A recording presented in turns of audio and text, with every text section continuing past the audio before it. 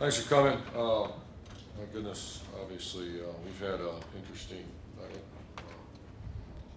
Incredible, horrible situations occur. And this morning I woke up like y'all did, and I saw that. So I don't want to sound shallow, but our thoughts and prayers are with the victims. And if there's anything we can do, we will. And it's a tough situation.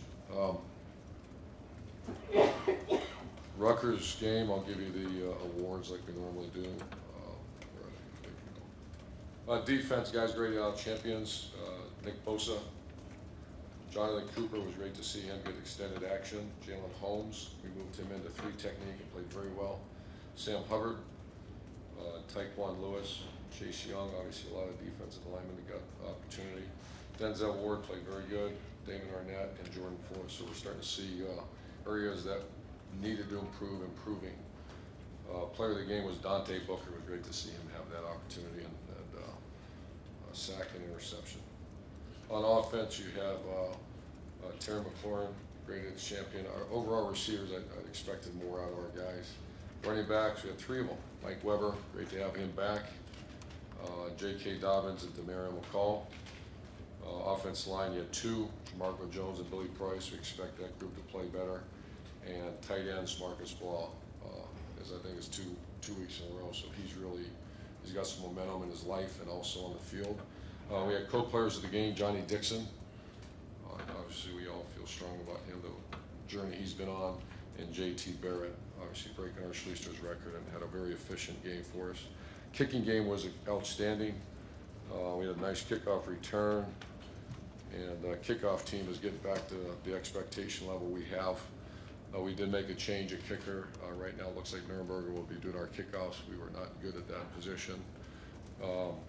Special efforts were Zach Tournier, tackle inside the, we had all kinds of tackles. Looks like we had 5 of them inside the 20-yard line, which is, they averaged 10 yards per return, and we had 5, even with some poor kicks. So these special efforts for tackles inside the 20 were Zach Tournier, Austin Mack, Isaiah Pryor, Pete Werner, and Jeff Okuda, all very valuable members of our team. We call it Thursday Race, and that's just extreme effort running down the field. That's Jeff Okuda. In the Special Teams Player League, there's arguably say one of the most improved players on our team the last couple of weeks, and that's Pete Werner. And buy stock in that guy for his career. He's got some good stuff going right now. So that said, playing a very good Maryland team that beat Texas and came back with their 3rd-string quarterback and really looked much improved against Minnesota. And it's great to be back home, and I'll answer questions for you. Front row left, Mitch. Urban, the passing game has looked better to everyone, I think. But considering who you play, how much better is it? I mean, are you seeing? I think I made a comment. I forget how I said it, but I see improvement as well. This whole team is the good thing about this team and coaching staff. You're not walking around with blinders on, and we know exactly. We're optimistic and we're pleased with the progress, but we're also realistic. Where are we? And to answer your question, I think we've improved. Like you probably, anybody can see we improved. At what, when it comes time this week, can we continue against very good competition? Front row right, Bill. Mike Weber came back, looked good. Ben Victor made some nice plays. Even McCall, even though you don't think he's 100%, made some plays. How good do you feel about the development and the sprouting, I guess, of playmakers right now? I feel very good. I think, once again, the question was asked, we're also very realistic, J.K. Dobbins, I think, only had 6 carries. We want to get him 12 to 15, but things happen, and all of a sudden you look up at the scoreboard to get him out of the game because there was no other reason that we pulled him out other than that. And say Mike Weber had 3 touchdowns, but we didn't get him loose. And so there's areas of improvement. To answer your question, I feel like the normal development of playmakers is taking place. What's the next step? Who are the Do it guys against really a better team like Maryland, who's a very good team, and that's the next step. Front row middle, Dave. There were 4 players that missed the Rutgers game that I want to ask you about. You touched on this briefly after the game, but we can go one by one. Draymond Jones, is he out? He'll be back. He's out this week. We're anticipating Nebraska. Okay. And then Chris Worley, And he's probable this week. Antonio Williams, Questionable this week. and then the final one, Eric Smith. What's the He's latest? got to handle his business. I don't believe he won't play this week. He's got to take care of his business. Far right over here, Clay. You mentioned Las Vegas. I noticed Tate and Haskell have tweeted this morning. Any particular interaction with them? Or Not yet. anybody? They'll come in to see me. They're off today. As a matter of fact, I'll probably get with them right after this. Yeah. Far left, front row, Bill Landis. Urban, obviously here and I'm surely at Florida too, you guys recruited at a very high level, but before that, earlier in your career, can you explain maybe how tough it is when you're in a recruiting battle and you think you might have a guy and you know that guy could be an instant impact starter for your team, and then he picks a program where he's going to go and get buried on the depth chart for whatever reason? Like how tough is that when you're that other program who misses out on a potential starter? Oh, it's awful. We've had guys, I remember at Utah or something, you'd have a kid up until the 3 days before signing date, and then USC would come in, or, and that's, I guess all my coaches would get mad at me. And I'd say, don't get mad at the kid. What would you do? If you had an opportunity to double your salary and go, because Utah back then wasn't in the Pac-12. Obviously, I'm not ditching Utah. I'm just saying back then we're in the Mountain West Conference. And I said, don't get mad at the player. That's what you would do. So it was very frustrating, but I took a much different approach. You also have the B list at once again, when I say Utah, they're the Pac-12. They're on the same level now. Back then, or a Bowling Green you have to have a B and a C list ready to go. And then I guess the flip of that now would be when you're recruiting guys here at Ohio State, how often do you come against whoever you're going against selling early playing times because of the talent that you've accumulated? How much of a battle? That comes up. But those are the guys that you don't want to recruit anyways. If that comes up, that I'd much easier way to the field, and we'll help you make that decision. Don't come here. Far left, Matt. What does it tell you, Maryland this early in the season being on their third quarterback to get a win like they got last weekend? Just does that say anything to your coach about the team, about how they're being coached? What jumps out? Well, Coach Durkin was my graduate assistant at. I met with our staff a minute ago, and he coached with me at Bowling Green, and he was a GA that I was ready to make full time when he was 21 years old. And then I tried to hire him a couple other times, and then we got him at Florida, and he's an impact coach. And I think of all the guys I've had, he's one of the top 2 or 3 that I've ever had on our staff. And you see I just got done watching special teams, and it's a typical, extremely well coached team where the guys go as hard as they possibly can. So I'm not surprised, but he's one of my favorite coaches we've ever had, and one of the best coaches. This may go back to exactly how you answered about the offensive weapons, but pass defense, are you seeing what you want to see, or is it? I am. It's once again, we're realistic. This will be a nice challenge where they did a nice job with this quarterback that very efficient, very highly accurate, especially on the RPO and short passing. So this will be a better challenge. I have seen it. I think it's a lot like the pass game, where pleased with the progress when you start seeing, Jordan Fuller's playing at a very high level right now. And the corners are getting better and better and better, but we're also realistic. Front row right here, Austin. Urban, you've talked several times about wanting to see the results against a better level of competition. When you go through a stretch like the last 3 weeks, now that it's over, do you have to do anything as a coach to keep them focused when on paper you should win no matter what in those 3 weeks, if you know what I mean?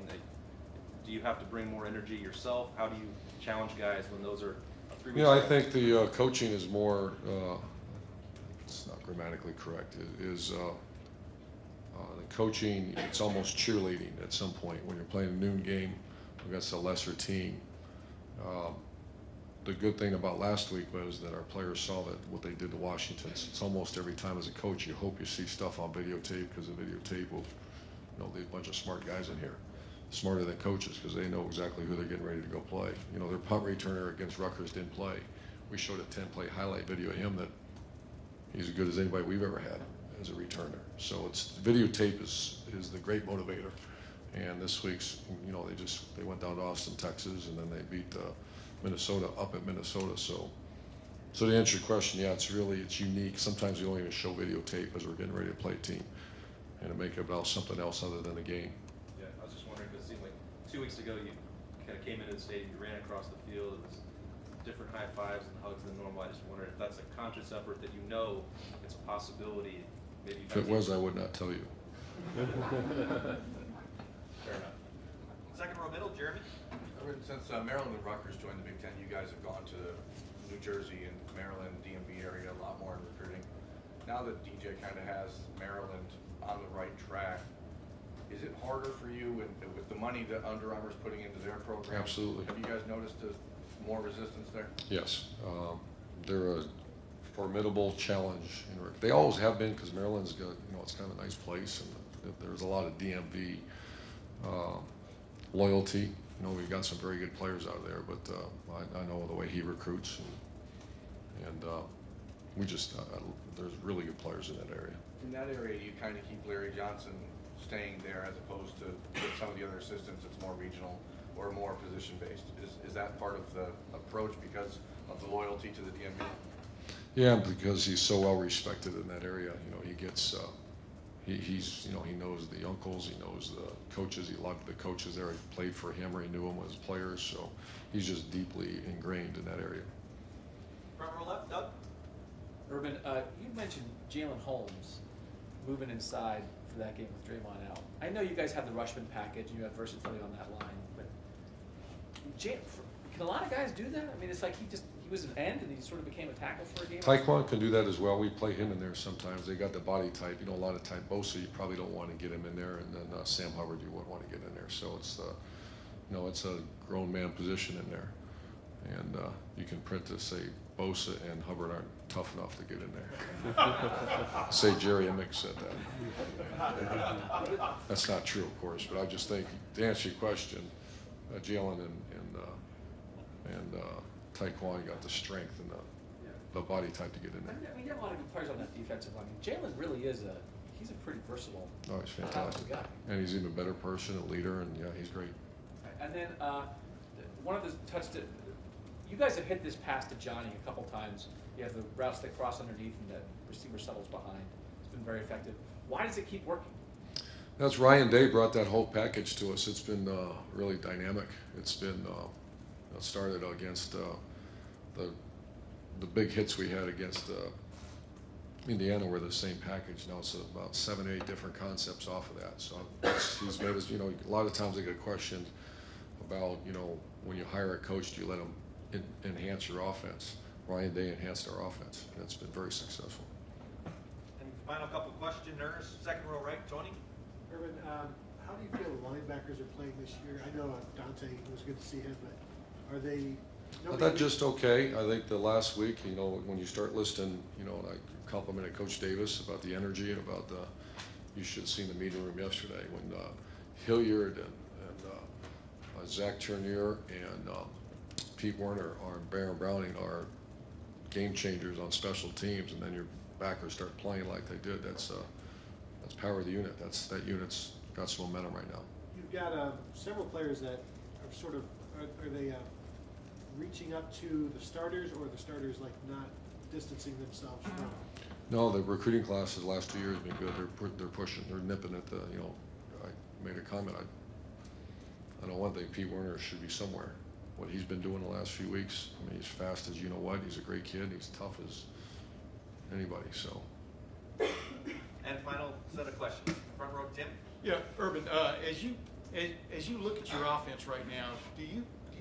We've been asking this for a while, but do you now really truly envision both running backs? I'm talking about your top 2 running backs on the field at the same time at some point. And what does that give you from a flexibility standpoint? That's fantastic, and he's been cleared, and he played extended time, so we're putting together the 20 grouping or 21 grouping, and that's 2 backs, 1 tight end, 2 backs, no tight end, and so that's just if they're best 11, and I do that myself each week. Who are your best 11 players? If they're in the best 11, which right now they are, get them on the field. Terry McLaurin had 2 15-yard penalties on the same play, but he was a champion. How did he resurrect his score, I guess? I mean, that was the head coach's decision because I like Terry. But then on top of that, I mean, true. If I didn't like him, he would have a great chance. What did he bring, I guess, to the table besides that? Same thing he brings every day. And we don't condone that, and I had a little chat with him, but you guys probably know Terry. You know, he's everything you want, and don't do that. But there was a cheap shot on him early in the game, bad one, and a tough guy like that carried with him for a while. Yeah, it seemed like it did. And the other thing, do you see your receivers, for want of another word, playing with a little bit of a nasty streak now that maybe they didn't have? I mean, do you see? I see that. Do you see that evolving? Yeah, I'm just disappointed though. Early in the game, we didn't make the. You know, we had a couple opportunities, we didn't do it. But yeah, I see it very tough. One of the toughest groups we've ever had at that position. I mean, I'm talking about 16 years. Those guys are tough guys, and it's led by Terry and Paris. They're the cultures drive the leaders drive the culture, which drives the behavior, and they're driving it. Thank you, Coach. Thanks, guys.